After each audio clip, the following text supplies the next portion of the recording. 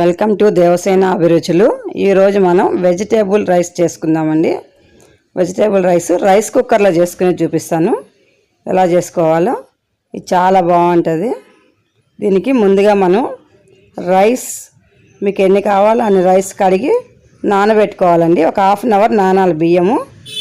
బియ్యం కడిగి పెట్టుకున్నాక స్టవ్ మీద కడాయి పెట్టుకొని హోల్ గరం మసాలా, కొంచెం ఆయిల్ నెయ్యి వేసుకొని హోల్ గరం మసాలా వేసేసుకోవాలి.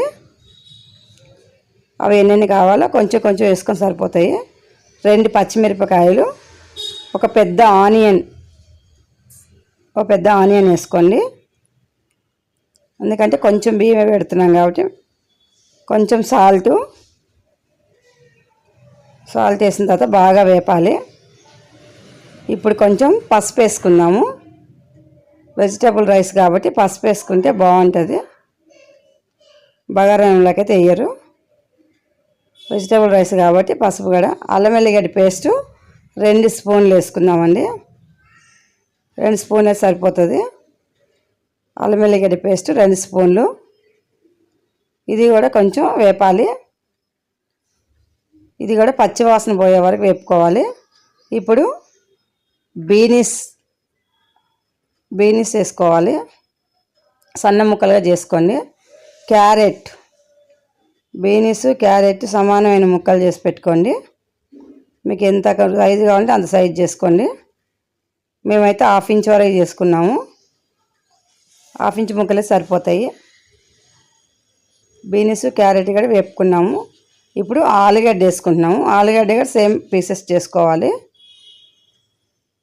ఆలుగడ్డ కూడా చిన్న ముక్కలుగానే చేసుకున్నాము. ఆలుగడ్డ ఒక 2 ఆలుగడ్డలు తీసుకున్నాం పెద్దవి. ఇప్పుడు కొన్ని బఠానీ కూడా తెచ్చుకొని పెట్టుకోండి.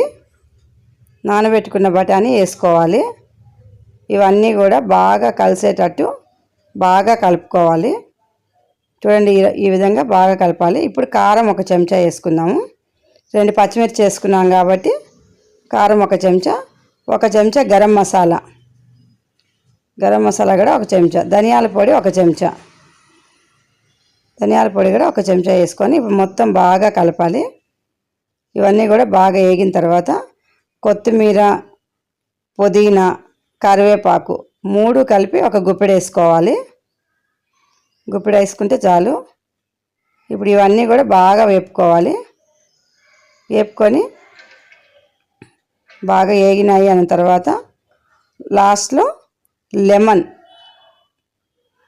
కూడా ఒక పెద్ద లెమన్ తీసుకున్నామండి మేము. మీకు ఇంకా కావాలంటే వేసుకోవచ్చు. మేమైతే 1 లెమన్ వేసుకుంటున్నాము, సరిపోతుంది. ఇప్పుడు ఇవంతా వేగింది తీసుకొని ఇప్పుడు మన రైస్ కుక్కర్లో వేసేసుకుందాము. బియ్యం నానిపోయినాయి కాబట్టి మొత్తం రైస్ కుక్కర్లో వేసుకొని నీట్గా మొత్తం వేసేసుకోవాలండి. మొత్తం వేసుకొని రైస్ కుక్కర్ బాగా కలుపుకొని సాల్ట్ కూడా చూసుకోవాలండి. ఇప్పుడే మనం అన్నం స్విచ్ చేయకముందునే సాల్ట్ చూసుకొని పెట్టుకోవాలి. ఇలా కలిపేసి పెట్టేసేయాలి. ఇప్పుడు స్విచ్ చేస్తే మధ్యలో ఒక్కసారి తీసుకొని అన్నం ఉడికేటప్పుడు ఒక్కసారి మధ్యలో తీసుకొని కలుపుకోవాలండి. ఎందుకంటే అన్నీ పైకి వచ్చేస్తుంటాయి కాబట్టి ఒక్కసారి కలిపితే అంతా కలుస్తుంది. అన్నం ఉడికేటప్పుడు ఇలా మధ్యలో ఒకసారి కలుపుకోండి. వాటర్ అయిపోతున్నాయి అన్నప్పుడు కలపండి, అంతా ఈక్వల్గా వస్తుంది. ఇలా మొత్తం కలుపుకోవాలి. చూడండి, వెజిటేబుల్ రైస్ రెడీ అయిపోయింది, ఉడికిపోయింది. ఇప్పుడు స్విచ్ ఆఫ్ చేసి చూడండి అన్నం ఎంత బాగుందో, పొడి పొడిగా సేమ్ ఇలాగే వస్తుందండి. 1కి 2 వాటర్ పోసుకోండి. వాటర్ పోసుకోవడం చెప్పడం మర్చిపోయాను. 1కి 2. లైక్ చేయండి, షేర్ చేయండి, సబ్స్క్రైబ్ చేయండి. మీరుగా చేసుకొని తిని చూసి మాకు కామెంట్స్లో పెట్టండి. రైతా బాగుంటుందండి. ఇందులోకి రైతా చేసుకోండి.